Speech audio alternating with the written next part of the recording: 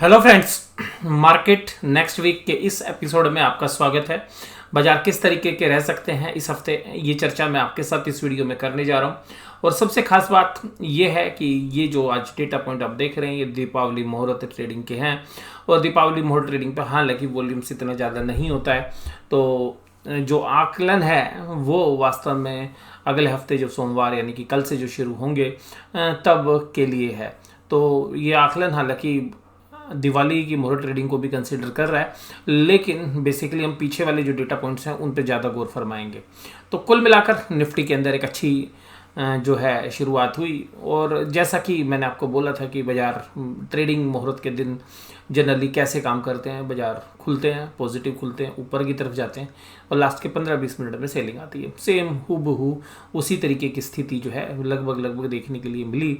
बाज़ार अच्छे खुले, ऊपर की तरफ गए और जैसा कि आपको हमने चर्चा में बताया था मुहूर्त ट्रेडिंग में कि बाज़ार खुले, ओपन किया, ऊपर की तरफ गए, कंसोलिडेट किए और जब बाज़ार के बंद होने का समय लगभग आया यानी कि 7 बजे के करीब और 7:03 के आसपास बाज़ार एकदम नीचे की तरफ और फिर देखिएगा वहीं पर सेटलमेंट करते हुए नजर आए। तो कुल मिलाकर बाज़ार के अंदर मुहूर्त ट्रेडिंग के अंदर उसी तरीके का जो है बाज़ार रहा जैसा हमने उम्मीद की थी। और जो ऑप्शंस के ट्रेडर्स थे उनको भी काफ़ी अच्छा लगा होगा, क्योंकि जिन्होंने स्ट्रैंगल और स्ट्रैडल बेचे होंगे वहाँ पर काफ़ी अच्छा जो है प्रीमियम का जो है डिके हुआ। तो कुल मिलाकर दीपावली मुहूर्त की ट्रेड जो है लगभग सभी के लिए अच्छी रही, क्योंकि जिन्होंने लॉन्ग टर्म के लिए मुहूर्त ट्रेडिंग में शेयर्स खरीदे होंगे उनको शेयर्स मिल गए, जिन्होंने ऑप्शंस को सेल किया होगा उनके प्रीमियम डिके हो गए। हालांकि जिन्होंने ऑप्शंस खरीदी होंगी उनको कुछ ज़्यादा उम्मीद मैं नहीं करूँगा कि बहुत अच्छा पैसा बना होगा, क्योंकि प्रीमियम डिके था तो ऑप्शन सेलर का दिन था। इसलिए हमें ऐसा लगता है कि जो बाज़ार एक रेंज में रहा और कुल मिलाकर बाज़ार के अंदर जो ऊपरी लेवल से जो पैटर्न बना हुआ है, ये जो पैटर्न है ये वास्तव में एक वीक पैटर्न है, लेकिन साथ साथ ये कंसोलिडेटिंग पैटर्न के अंदर जो है हमें लगता है कि टाइम बिताएगा। दो जिसमें मैंने आपके साथ जो चर्चा की हुई है 18,050 ऊपर की तरफ, नीचे की तरफ 17,500 से 17,600 की रेंज। ये रेंज जो है शायद बाज़ार में इस हफ्ते भी आपको काम करती हुई नज़र आएगी। और बाज़ार के अंदर जो पार्टिसिपेंट्स हैं उनके डेटा पॉइंट अगर आप देखेंगे तो ऐसा लगता है कि बाज़ार इस हफ्ते जो है पॉजिटिव नोट के साथ शायद ओपन हो कल सोमवार को। और उसका मेन रीज़न ये कि यूएस के मार्केट के अंदर जबरदस्त तेज़ी देखी जा रही है और बाज़ार जो है अपने उच्चतम स्तर पर क्लोज हुए हैं। और नैस्डैक, S&P 500 या डाउ जोन्स किसी भी तरीके के आप बाज़ार को अगर आप देखेंगे तो सभी बाज़ारों में एक बेहतरीन तेज़ी देखने के लिए मिली। तो उसकी वजह से एक असर जो है देखने के लिए मिल सकता है। करीबन $2 का जो है ब्रेंट क्रूड के अंदर भी जो है ईज आउट हुआ है। इसके अलावा जो सेंट्रल गवर्नमेंट ने एक्साइज ड्यूटी कट की हैं तो पेट्रोल के प्राइस इंडिया में भी कम हुए और साथ में अब क्रूड ऑयल के प्राइस भी नीचे $2 से थोड़ा सा तो इम्पैक्ट आएगा। उसके अलावा कुछ स्टेट गवर्नमेंट्स जो हैं जनरली बीजेपी रूल्ड जो स्टेट्स हैं उन्होंने सिग्निफिकेंटली जो है एक तरीके से हम कह सकते हैं कि वो जो अपनी ड्यूटीज़ हैं, जो स्टेट की ड्यूटीज़ हैं उनको कम किया, जिसकी वजह से जो रेट्स हैं जैसे कि उत्तरांचल के अंदर या उत्तर प्रदेश के अंदर या हरियाणा के अंदर कुछ ऐसे स्टेट्स हैं जहां पर कि पेट्रोल जो है 93-94 रुपीज़ के आसपास जो है काम कर रहा है। तो कुल मिलाकर हालांकि जो बॉर्डर एरिया के अंदर दिल्ली के बॉर्डर एरिया के अंदर जो भी पेट्रोल पंप पड़ते हैं उनके लिए शायद एक सीवियर पेन है, क्योंकि पेट्रोल पंप्स के जो ओनर्स हैं उनको एक चैलेंज मिल रहा है, क्योंकि जो लोग नियर बाय रहते हैं बॉर्डर के वो सब लोग हरियाणा से तेल लेंगे। तो उसकी वजह से जो दिल्ली के पेट्रोल पंप है उन पर एक प्रेशर बनेगा और शायद ये प्रेशर एक पॉलिटिकल रीजंस की वजह से है, क्योंकि उत्तर प्रदेश में और उत्तरांचल में जो इलेक्शंस हैं तो उन इलेक्शंस में जो है जनरली केजरीवाल जी जो है चैलेंज दे रहे हैं कि हम 300 यूनिट बिजली की फ्री देंगे। तो उसकी वजह से जो है उन लोगों को लगता है कि ये 300 यूनिट अगर फ्री कैसे दे सकते हैं, क्योंकि वहाँ पर जो कलेक्शन का मेन सोर्स होता है वो तो ड्यूटीज़ है। तो पेट्रोल के रेट कम हो गए अब नीचे, तो अब पेट्रोल के प्राइस नीचे बीजेपी गवर्नमेंट ने बढ़ा दिए हैं। तो बीजेपी गवर्नमेंट शायद अब या इलेक्शन में इसी चीज़ को भुनवाएगी कि हमने तो रेट कम कर दिए तो बाकी स्टेट को भी कम करना चाहिए। और हालांकि इसका जो मुख्य कारण है मुझे लगता है कि जो बायपोल के जो रिजल्ट थे उसके बाद बीजेपी की आँख खुली और उनको पता चला कि भाई सब महंगाई के चक्कर में उनकी कितनी सीटें निकल गई। उसके बाद जब उनको दिव्य दृष्टि प्रदान हुई तब उन्होंने पेट्रोल के रेट दीपावली से पहले कम किए, उसके बाद स्टेट गवर्नमेंट ने भी कम किए। तो वास्तव में डेमोक्रेसी में जो ताकत है पब्लिक की, वो कभी कभी रंग इस तरीके से लेके आती है। तो कुल मिलाकर हालांकि ये अच्छा है बुरा है मैं उसका आकलन नहीं कर रहा हूँ। हालांकि एक रिलीफ जो है ज़रूर से ज़रूर डीजल या पेट्रोल के प्राइस पर मिला है सभी तरीके के पूरे इंडिया के अंदर। तो उन स्टेट्स में कुछ ज़्यादा है जहाँ पर ड्यूटी का कट जो है स्टेट गवर्नमेंट ने भी किया, तो उसका एक इम्पैक्ट जो है हमें लगता है कि पॉजिटिवली भी जो है बाज़ार में देखने के लिए मिलेगा। लेकिन ये क्या सस्टेन करेगा या नहीं करेगा, ये सबसे इम्पोर्टेंट है। तो 18,050 के लेवल से जो है आप देखिएगा। तो जो मैंने भी बोला कि जो सेटअप्स हैं बाज़ार के, उसके हिसाब से ऐसा लगता है कि जैसे ही बाज़ार राइज़ की तरफ जाएंगे सेल ऑन राइज़ की मार्केट बनेगी, और ये सब बाकी डेटा पॉइंट्स भी हैं। तो हो सकता है कि ये जो चीज़ें मैंने आपको बताई इनकी चीज़ें जो हैं स्टॉक मार्केट में सुबहट के रूप में रहें, और इससे एक पॉजिटिव मोमेंटम जो है मीडिया क्रिएट करेगी, और बड़े प्लेयर स्मार्टली उसी राइज़ के ऊपर जब बाज़ार ऊपर की तरफ होंगे वहाँ पर सेल करते हुए नजर आएंगे। तो 18,050 के आसपास जैसे ही बाजार जाएंगे, क्योंकि सिंगापुर निफ्टी को भी देखें तो 18,000 के करीब ही क्लोज हुआ है, तो 18,000 के आसपास या 18,050 के आसपास जैसे ही बाजार जाएंगे स्मार्ट प्लेयर फिर दोबारा से सेलिंग करेंगे। क्योंकि वो जो सेलिंग हो रही है उसको हम स्पेशली एक बात जो है हमें विशेष रूप से ध्यान रखना चाहिए कि जब मंथली एक्सपायरी हुई थी और उस समय पर जब सेलिंग हुई थी, तो जो सारी सेलिंग हुई थी बैंक निफ्टी में मोस्टली मैं आपको बोलूँ 40,000 के पार हुई थी, 40,000 के नीचे नहीं हुई थी। तो सिमिलरली बैंक निफ्टी में भी जब 39,900 39,000 के बाद बाजार जाएगा तभी आप सेलिंग देखेंगे। तो जो स्मार्ट प्लेयर्स हैं वो ऊपरी भाव पर माल बेच रहे हैं, निचले भाव पे नहीं बेच रहे हैं, और अगर निचले भाव पे बेचेंगे नहीं तो उसकी वजह से निचले प्राइस पर बेस बनेगा। लेकिन जैसे ही ऊपरी प्राइस पर उन लोगों की सेलिंग खत्म हो जाएगी, और जब उनकी सेलिंग खत्म हो जाएगी तो फिर बायर के पास बहुत ज़्यादा माल इकट्ठा होगा, तो उसका प्रेशर हो सकता है आपको वीकेंड के एंड में नज़र आए। वीकेंड के पास जब जाओगे तो जो फ्राइडे का सेशन है या थर्सडे का सेशन है, थर्सडे में तो हमें लगता है क्योंकि जो शॉर्ट्स बनेंगे वो पुल बैक कराएंगे बाजार में, लेकिन जो फ्राइडे तक का सेशन है फ्राइडे में फिर एक बार सेलिंग जो है शुरू हो सकती है। तो कुल मिलाकर बाजार सेल ऑन राइज है। जब जब बाजार ऊपर की तरफ जाएंगे वहाँ पर एक सेलिंग नज़र आएगी। फ्री फॉल की उम्मीद अभी हमें नहीं है, क्योंकि जब तक 17,500 17,600 इंटैक्ट है तब तक बाजार में कोई भी बड़ी कमजोरी अभी नहीं उम्मीद करेंगे। 17,500 के नीचे अगर हफ्ते में किसी भी दिन बाजार बंद हो जाए तो आप ये समझ लीजिएगा बहुत बड़ा जो है लॉन्ग अनबाइंडिंग आपको देखने के लिए मिलेगी, और फिर बाजार हो सकता है कि आपको 17,000 के लेवल्स भी इस हफ्ते नहीं तो अगले हफ्ते दिखा सकते हैं। ऊपरी लेवल्स पर 18,050 जैसे ही टूटेगा तो फिर आप 500 पॉइंट की रैली और देख सकते हैं, लेकिन 18,050 पे बहुत बड़ा जो है बिल्डअप है, जहां पर कि जैसे ही 18,050 के आसपास बाजार आएगा वहां पे सेलिंग शुरू होने की बहुत अच्छी उम्मीद हमें लगती है। तो इस रेंज के अंदर शायद बाजार आपको काम करता हुआ नजर आए।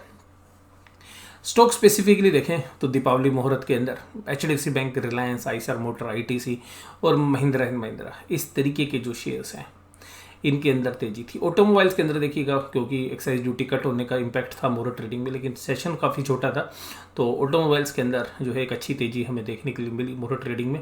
HDFC बैंक का जैसे मैंने आपको चर्चा भी की थी, मोरो ट्रेडिंग वाले दिन मैंने आपको दो चीज़ें बोली थी कि दो जगह हमें रिलीफ लगता है, एक ऑटोमोबाइल्स के अंदर क्रूड ऑयल के प्राइजेस की वजह से भी, और साथ साथ जो है पिछले 5 साल के अंदर जिस तरीके से ऑटोमोबाइल से मंदी रही है वो शायद छठे, और क्योंकि डिमांड बहुत है ऑटोमोबाइल्स में, लेकिन जो कंपनीज लिस्टेड स्पेस में उसके अलावा बाकी कंपनीज भी आ गई हैं, और कॉस्ट जो प्रेशर है पीछे की तरफ से उसकी वजह से बैंकों के साथ साथ जो है फाइनेंसिंग भी बढ़ेगी, और साथ में इन कंपनीज का जो कॉस्ट प्रेशर है वो अगर धीरे धीरे जो है पास ऑन होना शुरू होगा, क्योंकि हमें लगता नहीं कि इन्फ्लेशन कम होने वाली है या रेट कम होने वाले हैं, क्योंकि जिस तरीके से यूएस के अंदर करेंसी नोट छप रहे हैं वर्ल्ड वाइड जो लिक्विडिटी है उसकी वजह से मुझे नहीं लगता कि पर्सनली कि इन्फ्लेशन नीचे आएगी या कमोडिटी के प्राइस नीचे आएंगे। गोल्ड के प्राइस बहुत ऊपर की तरफ जो है बढ़ रहे हैं, जहाँ पर कि हमें गोल्ड के प्राइस बढ़ने का भी असर देखने में लगता है कि मार्केट जो है सेफ्टी की तरफ भी थोड़ा ध्यान दे रही है, जिसकी वजह से हायर लेवल पर मैं आपको यही बोल रहा हूँ कि इंडियन मार्केट्स जो है शायद जो है सेल ऑन राइज रहेंगे। तो सेल ऑन राइज का मतलब ये है कि जब बाजार ऊपर जाएगा तो लोग प्रॉफिट करने के लिए भागेंगे, और नीचे जो है एक लेवल के बाद जो है फिर बाइंग कम हो जाती है, तो वो केवल तभी होगा जब 17,500 के नीचे निफ्टी जाएगा। तो 17,500 17,600 एक मेजर सपोर्ट है, तो वहाँ पर जब बाजार जाएगा एक बार तो बाउंस शायद हमें करता हुआ नजर आएगा, जो मैं आपको जो है डेली एनालिसिस के अंदर आपको अवगत करूंगा। बैंकों के स्टॉक्स के अंदर देखिएगा, मैंने बताया था कि आपको क्रूड ऑयल के प्राइस कम होने की वजह से क्रूड ऑयल के प्राइस तो हालांकि $2 कम हुए, लेकिन जो एक्साइज ड्यूटी कम होने की वजह से एक सेंटिमेंटल जो है ऑटोमोबाइल्स के अंदर डिमांड क्रिएट हो जाती है कि चलिए गाड़ी खरीदने का प्लान करते हैं। उसी तरीके से ईवी की जो है स्टोरी बन रखी है, और ईवी के अंदर भी जो है गाड़ियाँ आएंगी। तो कुल मिलाकर हमें ऐसा लगता है कि गाड़ियों के अंदर जो गाड़ियों में लगने वाले पार्ट्स हैं, कोई कंपनी बेचे, लेकिन जो गाड़ियों में लगने वाले पार्ट्स हैं अगर वो कंपनियां साउंड हैं और उनकी सस्टेनेबिलिटी आपको नज़र आती है, तो मुझे लगता है कि इस दीपावली से अगली दीपावली तक उन कंपनीज में अच्छे पैसे बन सकते हैं। और इसी कड़ी में मैं अभी आपके साथ जो है इस वीडियो के बाद एक जो है अल्फा मेंबर्स के लिए एक स्पेशल शेयर जो है डिस्कस करने जा रहा हूँ, इसी कैटेगरी में जो ऑटो एंसेलरी को ही कैटर करता है। अब एक चर्चा करेंगे आइसर मोटर, आईटीसी और महिंद्रा एंड महिंद्रा। तो ये देखिएगा आईटीसी महिंद्रा में ऐसा लगता है मुझे कि इनके जो है महिंद्रा एंड महिंद्रा में स्पेशली आप 5 साल से देखेंगे तो शेयर यहीं पे घूम रहा है, कोई ग्रोथ नहीं है कंपनीज में। बट आगे चल के हमें लगता है कि महिंद्रा एंड महिंद्रा हो या जो बाकी कंपनीज हैं उनमें किस तरीके से टर्न अराउंड हो सकता है उसकी उम्मीद जो है बाजार कर रहा है, जिसकी वजह से हमें लगता है कि आइसर मोटर महिंद्रा में बाइंग थी, और साथ साथ जो पेट्रोल के प्राइस और डीजल के प्राइस कम हुआ उसका इम्पैक्ट ज़्यादा था। ICICI bank, Hindalco, Asian Paint, JSW steel और सिप्ला ये कमजोरी के साथ में। और जैसा कि आप लोग जानते हैं कि मोहर ट्रेडिंग वाले दिन जो मैंने आपके साथ शेयर डिस्कस किया था, उस शेयर का नाम था हीरो होंडा। तो हीरो होंडा का जो शेयर्स है यानी कि हीरो मोटोकॉर्प, क्योंकि हम पुराने नाम से ज़्यादा जानते हैं, तो हीरो होंडा या हीरो मोटोकॉर्प उस शेयर्स के अंदर भी देखिएगा आपको तेज़ी देखने के लिए मिली, और हीरो मोटोकॉर्प भी जो करीबन 1% की तेज़ी के साथ बंद हुए। और बाकी देखिएगा उस दिन जो है ऑटो का ही दिन था, तो आइसर मोटर जो है 5% की तेज़ी के साथ क्लोज हुए, महिंद्रा 2.81, उसके बाद हीरो मोटोकॉर्प में भी तेज़ी थी। तो इस तरीके के जो शेयर्स हैं उनमें तेज़ी थी। बैंकों में भी एक रिलीफ था निचले लेवल से, और बैंकों में मुझे अब क्या लगता है वो तो मैं आपके साथ चर्चा करूँगा ही। एडवांस डिक्लाइन रेशियो जो है एडवांस के फेवर में थी। मोहर ट्रेडिंग में जनरली ऐसा भी रहता है, जब पूरा साल आपका तेजी वाला है या बेचने आएगा कौन, तो एडवांस डिक्लाइन रेशियो पॉजिटिव होनी थी। इसका आभास हमें सुबह से ही था, पता था कि जब आज शाम को दीपावली की मोहर ट्रेडिंग होगी तो ये पॉजिटिव ही रहने वाला है। और लेकिन ये मैंने आपके साथ बात कर ली थी कि जो पॉजिटिव है, जो स्मार्ट प्लेयर्स हैं जो मोहर ट्रेडिंग करते हैं 45 मिनट बाजार को तेज रखते हैं, उसके बाद जो है अपना माल बेच के मोहर ट्रेडिंग का प्रॉफिट लेते हैं। इसी तरीके से आप देखेंगे कि जो कमजोरी थे तो कमजोरी वाले शेयर्स थे ही नहीं उस दिन। हिंडाल्को और आईसीआईसीआई बैंक ही जो है आप लगा सकते हैं 0.5% से ज़्यादा कमजोरी थी, बाकी कहीं कमजोरी थी ही नहीं। निफ्टी बैंक के अंदर 171 पॉइंट की तेजी, और सेम पैटर्न है जैसा निफ्टी का था, मैंने आपको कहा था बाद में प्रॉफिट बुकिंग होगी। और इस तरीके से ये एक इंडेक्स जो है हालांकि निफ्टी से मजबूत है, लेकिन अब हमें लगता है कि जब तक ये इस रेंज में है, ये 38,600 से लेके आप समझ लीजिए, और एक इमीडिएट सपोर्ट है 39,300 पर से लेके 40,300, तो 40,300 39,300 एक रेंज है 1,000 पॉइंट लगी। नीचे की रेंज के नज़दीक है हम 39,300 के आसपास। अगर ये क्रैक होती है तो आप 38,600 के लिए भी जो है प्ले कर सकते हैं। इस हफ्ते के दौरान 38,600 के प्राइस भी आपको दिख सकते हैं, लेकिन वो ध्यान रखना है कि वहाँ से एक अच्छा बाउंस बैक करने की उम्मीद है। बाजार वहाँ से करीबन 300-400 पॉइंट जो है दोबारा से 39,000 को रीगेन करने की कोशिश जरूर करेगा। तो ये एक रेंज है जो हमें लगता है, और सेल ऑन राइज है यहाँ पे भी। जैसे ही 40,000 के आसपास बैंक निफ्टी जाएगा 40,000 40,100, दोबारा से सेलिंग शुरू जो है हो जाएगी। HDFC bank, Kotak Mahindra bank, SBI, IndusInd bank, axis ये तेजी के सितारे थे। पंजाब नेशनल बैंक के अंदर तेजी थी, आईडीएफसी फर्स्ट बैंक। यहाँ पर हालांकि देखिएगा जो तेजी है वो सब 1% के आसपास ही थी। 4 नवंबर को यानी कि दीपावली वाले दिन कितना सेल किया, 328 करोड़ की सेलिंग हुई। उसके बाद कैश के अंदर एफआईज ने तो सेलिंग की, डीआईज ने हमारी 38 करोड़ की बाइंग की। तो बाइंग तो बहुत ही कम थी, लेकिन मैं उम्मीद ही नहीं करता था कि मोहर ट्रेडिंग वाले दिन यार एफआईज भी इतना माल बेचेंगे, क्योंकि वॉल्यूम जो है कम होता है, लेकिन फिर भी 370 करोड़ की सेलिंग, 42 करोड़ की बाइंग, यानी कि सेलिंग साइड ही थे वो। बट फिर भी मुझे लगता नहीं था कि इतनी जो है 1 घंटे की जो ट्रेडिंग में इतनी सेलिंग होगी। इंडेक्स के अंदर 3.67 करोड़ की बाइंग, और ये जो है चिंता का विषय है कि स्टॉक फ्यूचर्स में लगातार सेलिंग कर रहे हैं, लेकिन देखिएगा 4 दिन में भी सेलिंग कुछ ज़्यादा नहीं है, 2000 करोड़ की है। इसका मतलब यही है कि माल तो बेचना चाहते हैं लेकिन नीचे के रेट पे नहीं। और इंडिया के अंदर जो बाइंग मोमेंटम बना हुआ है तो उसको देखते हुए नीचे माल बेचना किस लिए, और अब तो इंटरनेशनल सपोर्ट भी मिल रही है, इंटरनेशनली बाजार ऊपर खुलेंगे तो बेचने का मौका बनेगा। तो मुझे लगता है कि ट्रेडर का माइंडसेट यही शायद रहने वाला है। पुट कॉल रेशियो तो देखिएगा बाउंस बैक की उम्मीद कर रहे हैं, तो बाउंस बैक तो आ ही जाना है। मुझे लगता है 50 से 60-70 पॉइंट अगर निफ्टी ऊपर खुलेगा तो वहाँ थोड़ी देर बाद हो सकता है 100 पॉइंट तक भी चले जाए और फिर वहाँ पर एक प्रॉफिट बुकिंग आपको देखने के लिए मिले। बैंक निफ्टी के साथ देखिएगा अभी 17,900 पे और हम खड़े हुए हैं। 18,050 एक इमीडिएट रेजिस्टेंस है, तो मुझे लगता है कि 18,050 के आसपास ट्रेडर आपको सेल करते हुए नजर आएंगे। 18,050, 18,100 इसके ऊपर अगर क्लोजिंग होती है तो फिर देखिएगा बुल्स का पलड़ा भारी हो जाएगा। इसके नीचे बाजार जब तक क्लोज होते रहते हैं तब तक शायद बेयर्स बाजार पे कंट्रोल करते रहेंगे। बैंक निफ्टी के अंदर हालांकि अभी 39,600 पे, लेकिन इसमें जो रेजिस्टेंस है वो 40,300 है, तो इसमें भी हम उम्मीद करते हैं कि एक बाउंस बैक आएगा।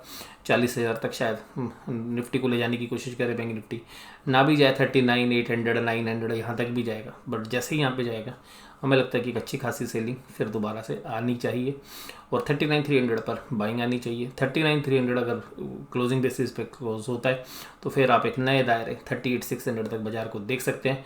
ओपन इंटरेस्ट के डेटा भी इतने नहीं है जिससे कि चर्चा की जाए काफ़ी, क्योंकि डेटा पॉइंट है ही नहीं। तो और फ्राइडे की छुट्टी थी आप लोग जानते हैं, तो थर्सडे को मोर ट्रेडिंग में थे, वेडनेसडे को हमने एक्सपायरी की, तो जो करीबन 1 घंटे के ट्रेड में ओपन इंटरेस्ट के कोई डेटा क्रिएट हुए नहीं है। तो जो भी डेटा पॉइंट होंगे वो कल क्रिएट होंगे, तो कल ऑप्शन डेटा के पॉइंट्स पर हम चर्चा करेंगे। आपको ये एनालिसिस कैसा लगा जरूर से जरूर मुझे कमेंट बॉक्स में बताइए। वीडियो देखने के लिए धन्यवाद। Thank you very much.